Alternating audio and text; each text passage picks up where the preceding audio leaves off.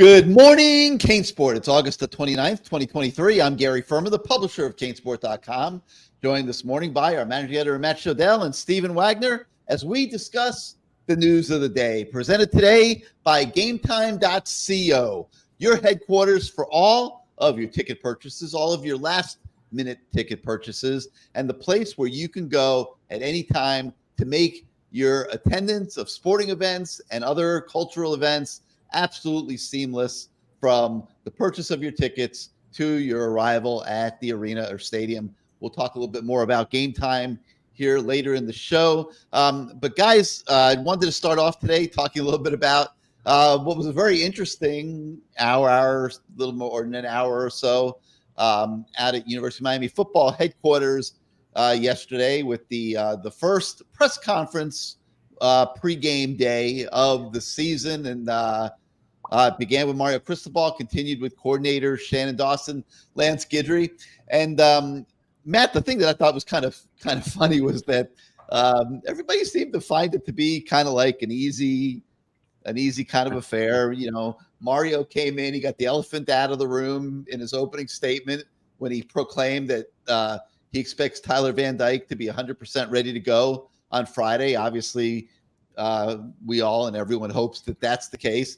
And then, the coordinators really seemed very pleased that they had a very easy interview session on day one. It was kind of like an indoctrination for them into the Miami press conference room, so to speak, and went relatively well. So let's talk a little bit about it. After the press conferences were over, we did 5 takeaways. We put a Zuby on the case. And the first one that he came up with was expect the freshman class to make an early impact. And I don't think there's any question about it that this freshman class is special. You know, you're talking about guys like Francis Mayagoa, Ray Joseph, Mark Fletcher, Damari Brown, Ruben Bain for starters. Those guys are expected to have a very big impact right away. But it's going to extend, beyond that for sure. I mean, so we haven't even mentioned someone like Samson Okinola, who's a 5-star offensive lineman. It's taken him a little bit longer to get ready. His high school play in the state of Massachusetts was not at the same level, say, as Francis Mayagoa level of play at IMG here in Florida. But Matt, I'll start with you. We already knew the freshman class was special. We already knew a lot of them would be playing, but with kickoff now 3 days away, it's kind of nice to hear validation of that. I mean, you can get lost in the minutia of it. I'm not, when I watch the first game, it's nice to see the freshmen, but I'm not focusing on the freshmen. You could call it takeaways. The overriding theme of the first press conference from the 2 coordinators was apparently they were expecting blood and guts and horror show. And, at the end, they're like, that was so easy. They were shocked that reporters weren't, I don't know, blasting them before the season. I don't know what they were expecting. Somebody obviously had told them it's going to be a nightmare. These reporters are out for blood. They seemed genuinely shocked at how easy the questions were. These softball questions. Oh, talk about the tight ends. Talk about the quarterbacks. Now, the Mario press conference was a little more surreal. A little more edgy. A little bit. It's interesting. Mention names, but how'd you like to be the guy that asked them about the Middle Tennessee? Middle Tennessee loss last year, and That's whether it was equating to preparation for Miami of Ohio? We both know Mario. I love Mario to death. I assume both of you also like Mario a lot. I think he's a great coach, great person. But when it comes to managing his team, he is as hardcore can be. And if he has to tell half truths to protect what he thinks is his team, he's going to do it. And it turns out, I did some digging. Tyler Van Dyke has been 100% healthy. Was never hurt. But it was another Tyler Van Dyke. It was just his regular student named Tyler Van Dyke. That's who he was referring to, because the actual quarterback, Tyler Van Dyke, was indeed a little banged up. I mean, right when Mario tells the media he was out for a few days for no reason, just fall camp. He was out for a few days. Within the last 2 weeks before the game, of course, at that point, Tyler Van Dyke was banged up. We know he was banged up. Mario doesn't want to say it. Look, I mean, we don't ask Mario for permission on every story we write because that's ridiculous, right? But obviously, this one did hit a nerve for him. He's the quarterback of the team. Right. It was something that needed to be answered when people started asking about it. So yeah, I mean, it was look like I tell people, it was already on the message boards. People were literally rumor mongering, like, how bad is it? They were speculating it was an awful injury, and it wasn't, which is all we were doing was saying, not a big deal, 50-50, no 50-50 for the first game, no surgery, should be fine. Returning to practice, hoping to play Friday. Correct. So people were starting to freak out. But as the head coach, I totally get it. You're protecting your players. You don't want to say anyone's injured. Like, that's Mario's deal. And he said it yesterday. He said nobody's injured. He said the only guys who are injured are the guys you already know about, right? Who are the guys who are obviously we've already, everyone already knows about Trante Citizen and John Dennis and blah blah blah. Go down the list. He even insists that the tight ends are 100% fine. The last time we saw Elijah Arroyo, he was far from fine. But we'll find out on Friday. You get a sense of what Mario's all about. And again, I'm going to reiterate, he is a great guy, and I think he's a great coach. So what I'm telling people, in the YouTube verse right now is just pure football stuff, right? So he's one of I think under a handful of programs in the country that refuses to release a depth chart before the first game, which to the average fan, it makes no sense. Why can't you release a depth chart? What's the big deal? These players earned their spot in the depth chart. They know where they are in the depth chart. Why can't fans get excited about the team and say, oh, wow, I really hope this guy who's now elevated himself in the depth chart had a great fall camp. Maybe he'll be great. It's because Mario has this thing that he does, right, which dates back to when he was here as an assistant and was screaming and ranting and raving at media members who would report anything, even about commitments decommitting back in those days, which people already, I'm not going to tell that story again. But, like, that's who he is, right? He's wound up tight. He is in the, like Gary, he's like in the weeds and the minutia, right? Like, he will not let anything get past him, no matter how small. And if he thinks that there's the tiniest little grain of advantage in somehow to saying something's, this way or that way, like, he's going to do it, whether it's true or not. If he thinks that's going to help his team, he will do anything to help this team win, which is why he's a great coach. But I mean, in fairness, he's 4 days before the start of what's an enormous season for him. Let's be honest. Last year did not go well. People are, showing his program not a whole hell of a lot of respect because of it. And he is feeling a lot of internal pressure without question to put a better product out on the field beginning Friday. And,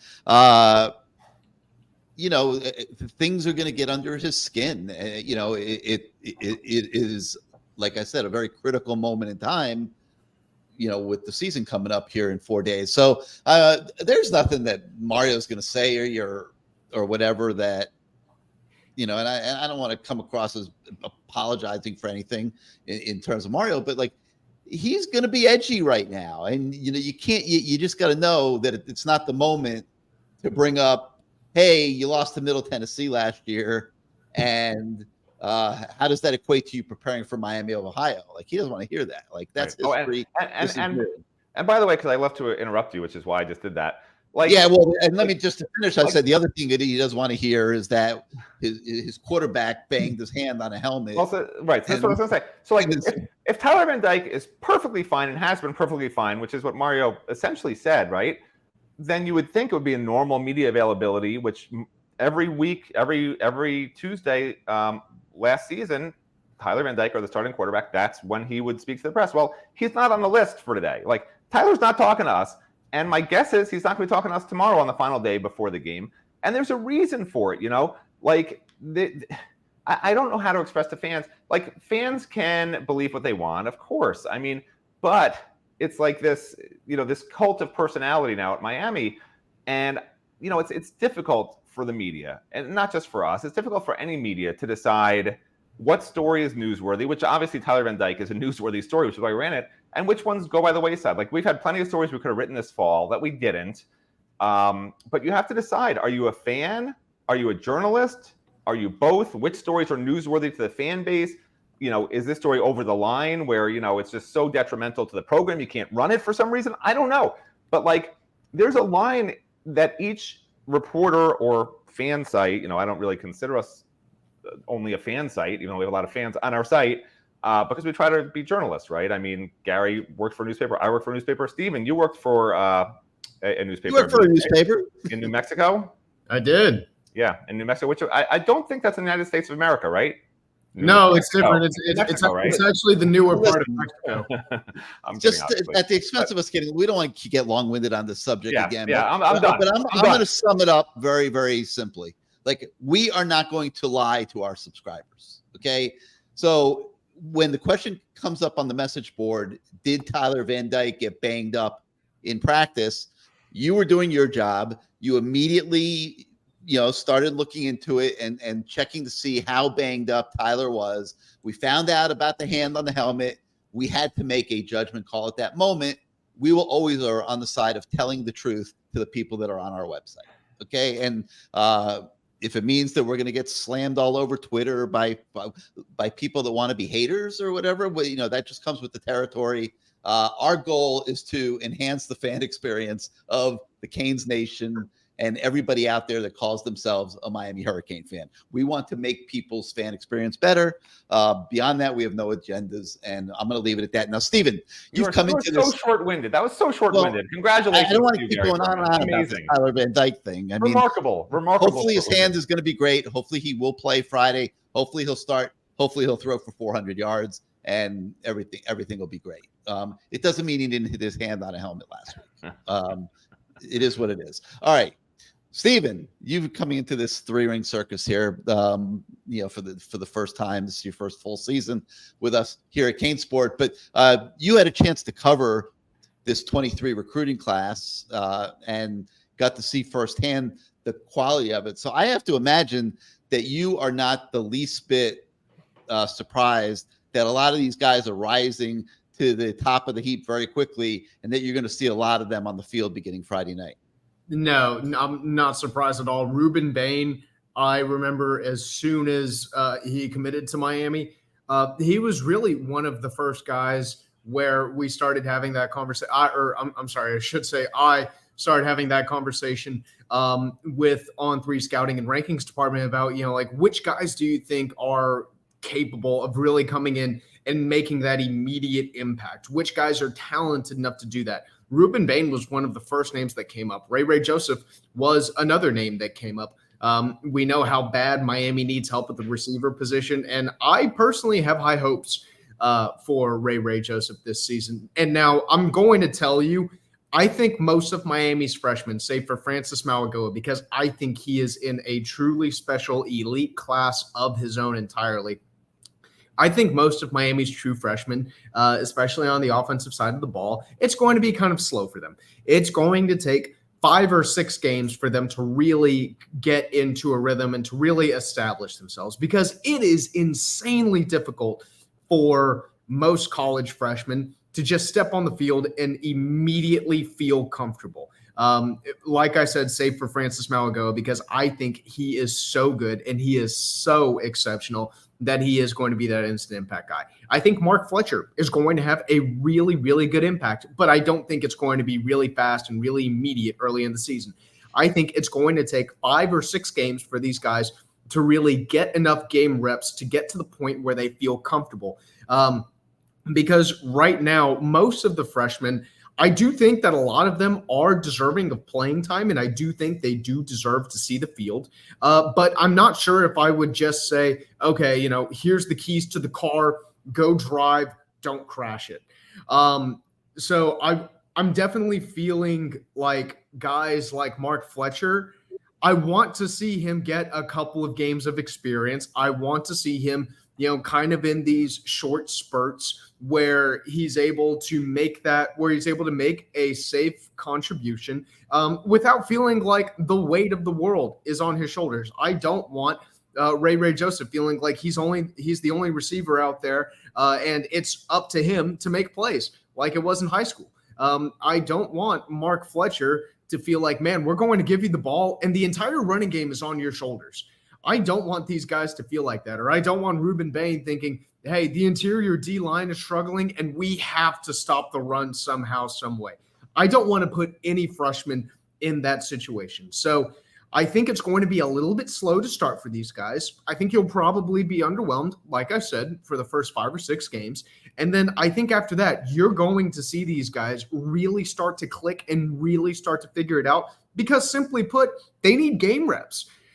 You're not going to instantly understand things just from one season of summer workouts for some of these guys who weren't early enrollees, and then 1 month of fall camp where you're just practicing against your own teammates. I mean, for those of you who played high school sports, I mean, think of the first time that you went from JV to varsity and how much faster varsity was than when you were on JV or going from middle school to high school. And I say that because, some of us like myself are nowhere near talented enough to be college athletes. So I'm going to revert back to my 9th grade JV basketball experience on this one. But I don't think it's going to be that really quick, immediate impact that maybe some people expect, but I definitely think that these guys are going to have a place. Well, I mean, I think that's standard for freshmen, typically what you just described. I'm just not sure these are standard times at Miami. I'm not sure these are conventional times. I'm not sure, like Mark Fletcher, for example, is not going to be highly accelerated starting on Friday night because they got to play Texas A&M the next week. And I think that they need the big physical back that Mark Fletcher can be to complement the other 2 guys that are going to be doing the bulk of the carrying in the running back room, Jay Allen and Henry Parrish. So I think Mark Parrish is going to get a heavy load on Friday night and get the opportunity to get the butterflies out of his system and get acclimated to college football. It'll be interesting to see how it plays out. I mean, obviously it could go either way. But the one thing that we noticed in the public scrimmage was Mark Fletcher was getting a heavy load. And that to me tells me that they are clearly, trying to get him ready to go. I mean, Henry Parrish isn't getting a heavy load. He doesn't need to get beat up here in the preseason. Jay Allen got a probably medium load just because, he's establishing himself with the team, came in from Nebraska. But I know, I think we're going to see a lot of Mark Fletcher on Friday night. I think we'll see a lot of Ray Joseph on Friday night as well. Obviously, we're going to see a lot of Francis Magoa. He's going to start at right tackle. So Ruben Bain, probably so, I would think. Like, I'm sure they'll get him out there and get his reps going as well. Maybe not as much as the guys on offense. But it's going to be just fun to see these guys get broken in. All right, the next takeaway that came out of the press conference was that the passing game is ahead of the curve compared to last year. And look, Shannon Dawson, played it somewhat coy, Matt, but it was pretty obvious. He is very pleased with what he has seen on the practice field with Tyler Van Dyke and the receivers. He is an offensive coordinator that has put up big stats with guys that can execute his system. And you kind of looked at the little gleam in his eye, and you got the impression he is expecting to do the same thing this year at Miami. Well, I mean, look, I don't want to encourage my haters, but the takeaway I had about the passing game wasn't particularly encouraging. He basically said nobody stood out. He basically said that he wants to be pleasantly surprised by somebody, meaning to me that he's hoping someone can look better in games than in practices, which I get because some guys are better in practice and some guys are better in games. That's just the way it is. That's just the way mentality is in football sometimes. Guys get amped up, they play better. They get amped up, they play worse. So to me, it wasn't necessarily a positive what he said. But with that said, you hear scuttlebutt from people around the practice field since it wasn't us that got us banned from the practice field a week or two ago. It was another site. But we have not seen, however, we have heard from sources. And from what I've heard, actually, I think the hidden gem, Ray Joseph is going to be, if not starting, probably the most targeted guy on this team. That's not particularly shocking to anybody who even watched the first 2 weeks of practice, which we did. or watch spring ball. But I think that a guy who has not been mentioned much, who's going to have a really big impact, is Tyler Harrell. I've been hearing some things from the practice field that his speed is just so different than all the other receivers. And there's a reason sometimes when Miami coaches don't mention guys, they can mention Ray Joseph all day long. They can mention Colby Young all day long. You don't hear them talking about Tyler Harrell, and there's a reason. I think you don't hear him talking a lot about Ray either. Well, yeah, that's true. That's true. Yeah, Ray and Tyler Harrell, I think, will be the surprises of this wide receiver room. Like if when Shannon Dustin says he wants to be surprised, I think those are two guys who he won't be surprised by, because I think they're probably the best receivers on the team, quite honestly. Xavier Restrepo is perfectly fine. Colby Young's perfectly fine. Jacoby George is inconsistent but perfectly fine. But those two guys can be elite. Tyler Harrell has elite NFL level speed. Okay, and he's not the best route runner in the world. But when you have 4.24 plus, or I guess it should be minus, 4.24 minus, does that make sense? 4.24 minus speed, you don't need to be the best route runner in the world, okay? And Ray Joseph is going to be all over the place. He's going to be lined up everywhere. He's going to be getting mismatches. He's going to be lined up sometimes. They're going to try to find ways to get him lined up against linebackers even, or safeties, move him in the slot, whatever, 4 receiver sets. They're going to try to, disguise him a little bit. I think early in the year, he'll surprise some teams because other teams study what's returning. They don't really know, other than our reports, what the team has. And even with our reports, they're not understanding quite how Ray is being used. And Gary, you and I have been at practices before it was shut down. And Stephen, you probably weren't as much. But we saw how they use Ray. And of course, we're not going to report it. But trust me when I tell you, people out there, Ray's in for a special season and a special career at Miami. This guy is a difference maker, and he will be a difference maker from year one, and they will be targeting him often. And it doesn't matter that I'm saying that out loud, because they don't know how he's going to be used. He's going to be used in so many different ways that any defense coordinator watching this will just probably not even bother listening to me, because, what are they going to do about it? They don't know anything other than the fact, keep an eye on him, He's special, that kid. Or that young man. I can't say kid, right? God forbid. I'm an ancient person who still uses the word kid. I apologize. But yeah, so anyway, so there's great expectations for the passing game. That was something that was pretty clear talking to Shannon Dawson. Lance Guidry came into the room and also seemed to suggest that playing time at linebacker and cornerback is very much up for grabs. Made it a point to talk about how many guys there are at these positions that they're cross-training, they're trying them in different spots, trying to figure out just what is the best way to use them, what's the, who should start. Even James Williams is going to be a linebacker. Well, we already knew that at times, but the thing that I thought was kind of interesting about that is that Lance Guidry seemed to suggest that rather than play him in both positions during the course of a game, that it might be one or the other given on a given week, depending on the opponent. So it's going to be interesting to see how that evolves. I mean, it seems to me that James Williams is very much a scheme guy, a guy that you can drop into the box, do a lot of different things with. And even if you call him a safety, you could still drop him into the box. But Lance Guidry actually called him I think it was I can't remember if it was, I think it was a Sam linebacker today. So they've got James Williams playing multiple positions, and that's going to be interesting. Just, their Sam really is just a star. It's a star, yeah. Who's more of an attacking linebacker versus a cover linebacker. That's all. Yeah. So it's going to be interesting to see just how he's utilized if he does play both during the course of a game. But the bottom line, Matt, is that there is a lot of position competition at linebacker and corner. Yeah, and again, I thought that Lance was a little too honest about, again, with I don't know how much the defense understands. James Williams, he's telling people now James Williams he's going to be covering tight ends. If you have a tight end who can catch the ball, who's pretty tall, James Williams will be covering him. He basically just told everyone that. He told everyone that, sometimes James Williams will just be at safety, if he doesn't need to be, blitzing from linebacker. If he's at linebacker, he's either blitzing or covering a tight end. If you see him there, that's what he's doing, according to Lance Guidry. Otherwise, he'll be at safety like a normal safety, So thank you, Lance, for telling the opposing offenses exactly how you're using your secret weapon. That was great. I'm sort of tongue in cheek about that because Lance Guidry is going to be disguising a lot of things. I talked about it yesterday in the show. There's a myriad of things that he has up his sleeve, and the big question is, whether this defense can actually execute it, because they have these Miami defenses have been very good at doing simple things in the past.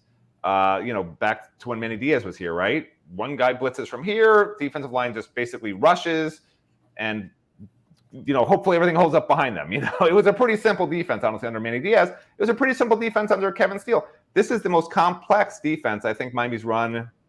I mean, I can't think of one more complex than this, and that's the reason why they're not getting the entire. Like, they don't understand the whole defense. This is a defense where, if it works fairly well this year, it's going to be really amazing in the future, because now you're building where players will have understood it after a full year. They can teach it to the younger players who don't understand it, right? And then it's sort of self-fulfilling. So Lance Guidry is kind of the coach that you want to be at a program for a long period of time, because it is such a big playbook.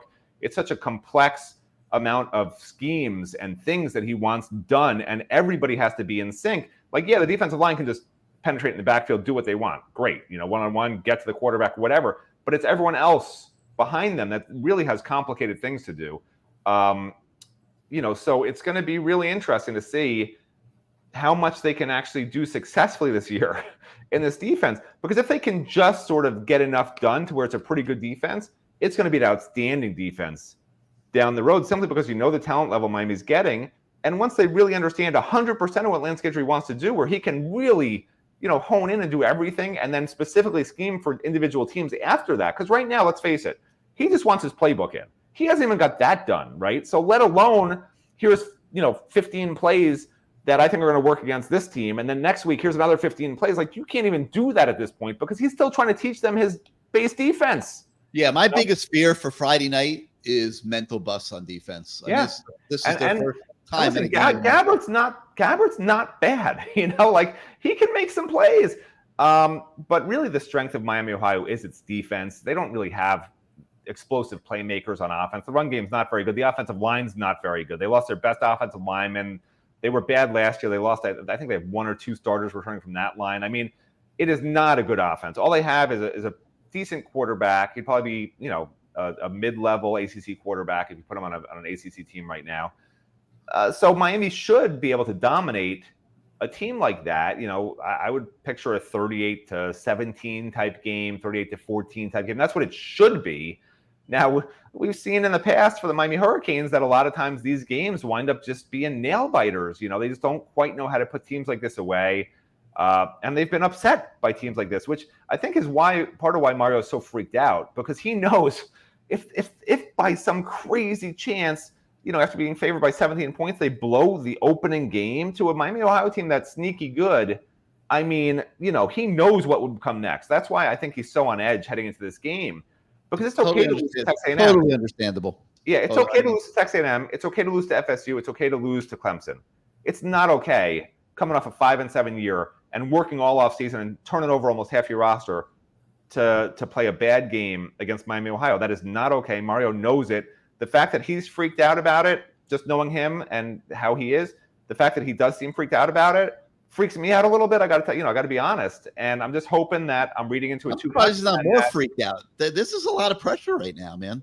I mean, you got 10 days coming up here that are just a big, like massive for this program. I mean, the recruiting has been going so lately with some of these top prospects. You've been right on the cusp of major breakthroughs with some 5-star kids. You're finishing second. The kids want to see a better performance on the field, and you're going to be able to come back at these guys later in the year. I talked earlier about the lack of respect that they've had to endure. I mean, Miami not even mentioned in the AP poll at all. Not a single vote. I mean, not in the top 60 in the country. People are picking the Canes to finish 5th or 6th in the ACC. There's just not a lot of respect right now. This is a massive moment on Friday night, and if it's successful, it's going to set up an even more massive moment 8 days later when Texas A&M comes to town. So, yeah, man, people are probably a little puckered up over there this week, and it's go time, So, but the another takeaway I was going to talk about, but Matt, you touched on it, was the Miami of Ohio is a little bit of a better opponent on face value that people probably realize, because they they don't really think of Miami of Ohio as a really, really good team. And there's going to be places where Miami can exploit them. There's no doubt about it, but they're going to have to execute in this game. It's not going to be just walk out on the field and, blow them away with your magnificence on opening night. So, there's a lot going on right now. And so you guys can check out the 5 takeaways. We touched on a few of them, and that story is on the website this morning. Stephen Wagner, we are going to talk recruiting. You are going to get equal time on this show, but I got to take a quick drink of water here. There was such little water in that bottle. That drink could not have been. Don't worry. I got a reinforcement. Don't worry. But you could not have possibly consumed less water if you tried. All right, just for you, I'm going to consume more. Thank you. Drink your water, man. I was talking to ready. Jeff Simmons. No, I'm ready to go. I just gotta be like oiled up here because it's that point in the show where I got to talk about GameTime.co for all the Canes fans out there. They're going to be looking for last minute tickets, not just for Canes games, for NFL games, other events. GameTime.co, we've been telling you about it now for a few weeks, is your go-to destination. You can stop stressing over tickets. Just start getting hyped for the fun that you're going to have watching the Canes, the Dolphins later on this year, the Heat and the Panthers. I've used GameTime.co. I bought some Dolphin tickets. It was a great experience. You can do everything online, right in their app or on their website. It just streamlines the whole experience. They show you exactly what your seats are going to look like when you get to the stadium. So forget planning months in advance. You don't need to do that. Game Time has deals on tickets right up to the day of the event. You can get exclusive flash deals on tickets for football, basketball, baseball, even concerts, comedy, theater, and more. And the Game Time guarantee, which is a really special thing, assures you that you will always get the best price. If you can find a ticket in the same row, in the same section at any event, they are going to give you 110% guarantee on your purchase, and they will credit you 110%. 110%. That's the same amount of health that Tyler Van Dyke has right now.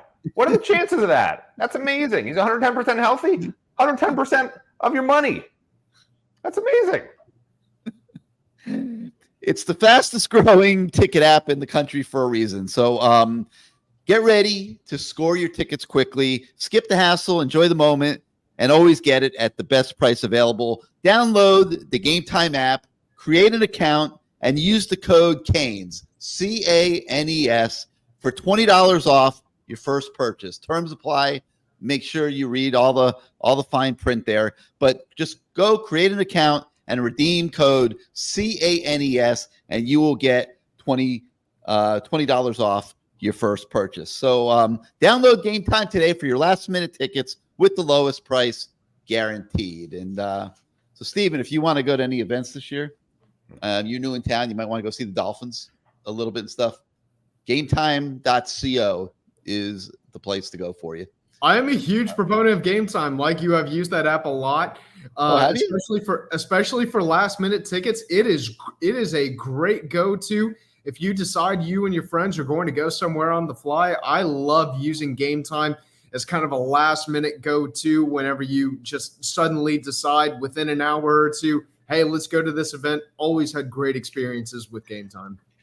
Well, and not to get long-winded here, but it got founded by a guy named Brad Griffith when he was going to a San Francisco Giant playoff game, and he just had the most miserable experience getting his tickets, and he said, I got to do something about this, and he created Game Time. How cool is that? You get just like, boom, snap, and now you have one of the best ticket apps and websites out there. You can also go to StephenWagner.co and get fake mustaches. The fake mustaches on StephenWagner.co, they're going fast, everybody. So the handlebar mustache in particular, very popular right now. Plus, what's the name of the model you're wearing right now, Stephen? Is that what is that called? I call this the Model C for Canes. That mustache is getting very popular out there. I believe on the actual website it's called a long eyebrow, but you can call it whatever you want. The people are starting to comment on Steven's mustache on Twitter and, Yeah, people love it. and stuff like that. They love the Great stat. mustache. I do love it. All right, so Steven, you were out at the Chaminade game this weekend, and spoke to obviously several of their players. Wrote a story that's on the website this morning about Jeremiah Smith, well prepared for the full court press that he's going to get from Josiah Trader and Zaquan Patterson. Now that those two guys are committed to the Canes, tell us a little bit about it. Yeah, well, I'm glad I finally get a chance to speak. I was starting to feel like I was just a pretty face to, Listen, man, things out here. You could have signed up to be Tyler Van Dyke's trainer, and we would have given you a lot of time in the first few minutes of the show. You're right. Poor career choice on my end.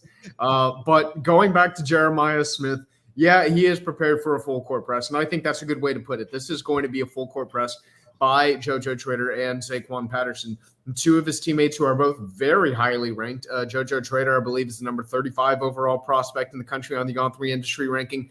Zaquan Patterson is the number 80 overall prospect. Both played in Saturday's game. Zaquan Patterson obviously committed at halftime of that game, and I had a chance to talk to Zaquan afterward because earlier in the week, whenever I talked to JoJo Trader, I asked him the same question. I asked, are you planning on recruiting Jeremiah Smith to Coral Gables? Are you trying to get him to Miami? And he said, yeah, if I can get him to Miami, you can call me the best recruiter in the country. And I kind of laughed at that, and I included that. And so I asked Zaquan, I said, hey, so, are you going to try to get Jeremiah Smith to Miami too? And he said, oh yeah, absolutely. And then I asked him, so what did you think of JoJo Trader saying that you can call him the best recruiter in the country if he gets Jeremiah Smith to Miami? And he said, man, he's locked in with Ohio State. We're going to have to work some voodoo magic or something. So if anyone, understands the art of voodoo, I'm not really sure how that could be applied here to getting Jeremiah Smith to Miami.